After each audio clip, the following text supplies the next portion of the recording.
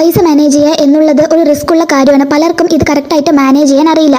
ഇത് മാനേജ് ചെയ്യണമെന്നുണ്ടെങ്കിൽ അറിഞ്ഞിരിക്കേണ്ട 7 റൂൾസ് ഉണ്ട്. അതാണ് ഞാൻ ഈ വീഡിയോയിലൂടെ നിങ്ങളായിട്ട് ഷെയർ ചെയ്യാൻ പോകുന്നത്.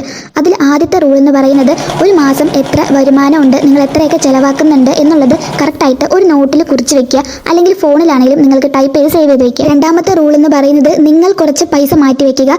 എല്ലാം കൊണ്ട് ചിലവഴിക്കാതെ എല്ലാ മാസവും കുറച്ച് എമൗണ്ട് മാറ്റി വെക്കാൻ ശ്രദ്ധിക്കുക. മൂന്നാമത്തെ റൂൾ എന്ന് പറയുന്നത്, പല വരുമാന മാർഗ്ഗങ്ങൾ ഉണ്ടാക്കാൻ നോക്കുക.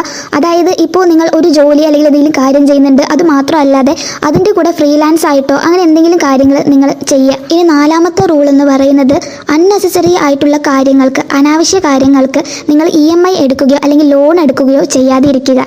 ആഡംബരം എന്ന് പറയുന്നത് കുറച്ച് കാലത്തേക്ക് നിങ്ങൾ മാറ്റിവെക്കുക. അഞ്ചാമത്തെ കാര്യം എന്ന് പറയുന്നത്, ലോങ് ടേം ഗോൾസിന് വേണ്ടിയിട്ട് നിങ്ങൾ ഇൻവെസ്റ്റ് ചെയ്യുക. അതായത് മ്യൂച്വൽ ഫണ്ട്സ് പോലുള്ള എന്തിലെങ്കിലേക്കും നിങ്ങൾ ഇൻവെസ്റ്റ് ചെയ്യുക.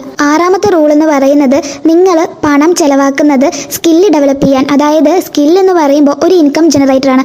അങ്ങനെ യൂസ്ഫുൾ ആയിട്ടുള്ള കാര്യങ്ങൾക്ക് പണം ചിലവാക്കുക. ഏഴാമത്തെ റൂളാണ് വളരെ ഇമ്പോർട്ടൻറ്റ്. നമുക്കൊക്കെ ഒരു ജീവിതം മാത്രമേ ഉള്ളൂ അല്ലേ?